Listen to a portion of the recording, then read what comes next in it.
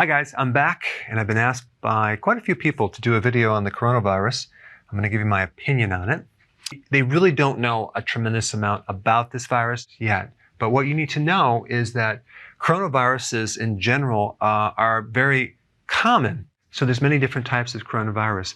This specific one is a mutated virus, and the mutation is something that gets altered this life, not passed on through generations and generations. The common thread with all these coronaviruses is that they attack the lungs, okay? And I'm going to cover several aspects of this virus. First thing you need to know is a virus is not necessarily a living thing.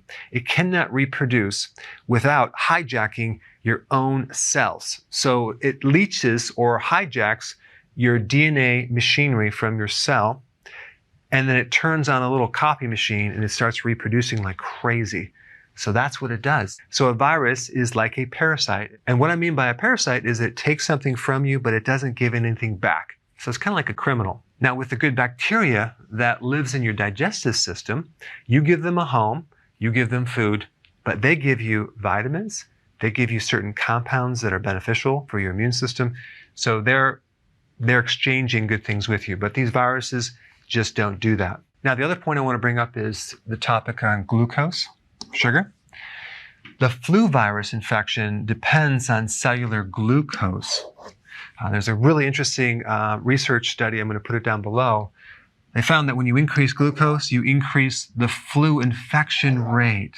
Now, I'm not saying that the coronavirus lives on glucose, but it might. There's just a lot of unknowns. But there's quite a few viruses that thrive in a glucose-filled environment.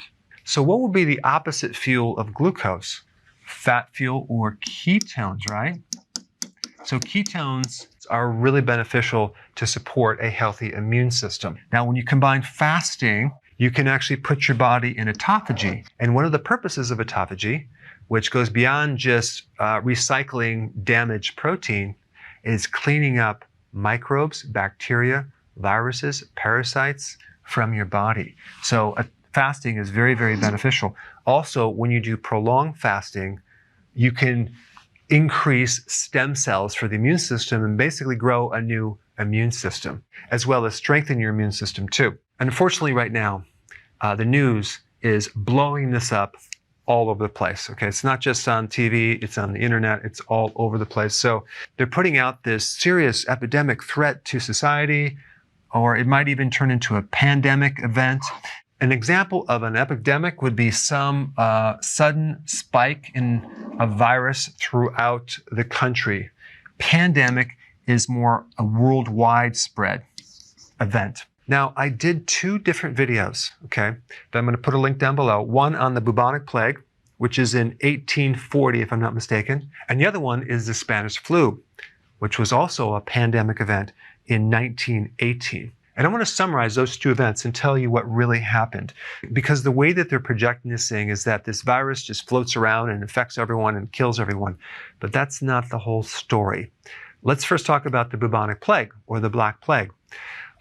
What occurred just before that event, and by the way, this is based on some autopsies, which they found this grave site and they dug up these bodies. They found a higher incidence of rickets, injuries to these bodies, and other types of things that show nutritional deficiencies, okay?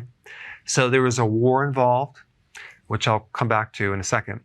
But there was also, right before that, a massive volcano, which covered the sky with this cloud of smoke that obstructed the sun. So you had a change in vitamin D levels, number one. Number two, there was a huge problem in growing plant food. So right there, you can create two things. One is nutritional deficiencies from the food that you eat. And number two, just not enough sun. And that can actually really affect your immune system. Vitamin D has a major influence over your immune system. There are vitamin D receptors in the nucleus of your cells. There are vitamin D receptors in your white blood cell. It modulates your immune system, which means it can control it to a large degree. And many different types of viruses and microorganisms, Epstein-Barr virus, hepatitis B virus, cytomegalovirus, even TB, which is a bacteria, have an interesting strategy of blocking your vitamin D receptor and not allowing vitamin D to work that well in your body, which allows them to thrive. So with viruses, there's always this predisposing susceptibility factor for the virus to set in and take over. And this explains too why some people get sick and some people don't. It really has to do with their vitamin D levels, their stress level, and the strength of their immune system. Now, the Spanish flu in 1918 was also very, very interesting because it was a global thing. So if you look at what happened just before that, it was World War I. What happened with World War I? You had this huge shift in transportation of food and also preserving food with things like canned food and creating food that's more refined without nutrients. And this was a worldwide thing. So you have this huge global shift of food from fresh food to preserved foods. Now, what's the difference? Well, a major drop in nutrients, okay? Also, the peak at when most people died during the Spanish flu was smack dab right in the middle of winter, January. Interesting. And there were some other factors as well. One was that they didn't know the toxic effect of aspirin. And so they were giving people massive amounts of aspirin. And what happens is that can create a toxic effect with your lungs and actually create bleeding of the lung. And you can actually die simply because you're drowning in your own blood. But again, I want to really bring up this point, this important point in this susceptibility to pulling in this virus and actually having it manifest. And this just explains why some people contract it and get sick, some people don't. The other fascinating point is with influenza. There are over 300,000 to 600,000 people who die globally from the flu, okay? Now, in America, 30,000 to 60,000 people die. Now, if we compare America based on the population with other countries that have died of the flu, you're going to find some really interesting information. In America, we have double the rate of deaths from influenza than any other country. Yet we spend the most money on medical care, vaccinations, and we're supposed to have the best health care. Well, according to that, we have a bit of conflicting data. And I really think it has to do with a combination of all the junk food and the amount of sugar and the amount of refined food that Americans eat, which just sets people up for having a weak immune system. Okay, on this chart, I'm showing you different things that cause you to die on a monthly basis, okay? So with the coronavirus, 25 people have died per month, roughly, okay? Now check this out.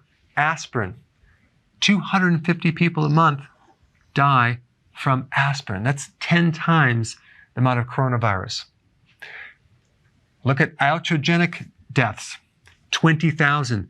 This means deaths from medical treatment, whether it's mistakes from surgery, medication, or getting some infection in the hospital that you die.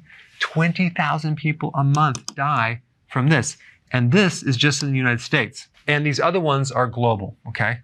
Check this out. The flu, influenza, 38,000 people a month die from influenza.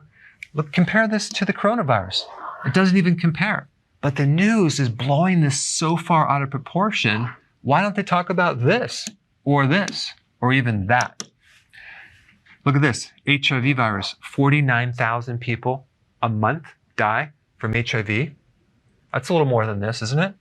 Car accidents, 90,000 people die from car accidents. These stats dominate this number right here. Now check this out. 1 million people die from heart disease every single month. Wow, it just seems like there's a little bit of a distortion of what there should be emphasizing. And also, all the stress that's created from the news and the panic is going to cause people to get in car accidents and increase this rate, not to mention more stress for the heart. The only point I'm trying to make is you have to put things in the right proportion. Okay, so what can you do? Number one, keep your immune system really, really strong. Take more vitamin D. Also, zinc is very, very important for the immune system.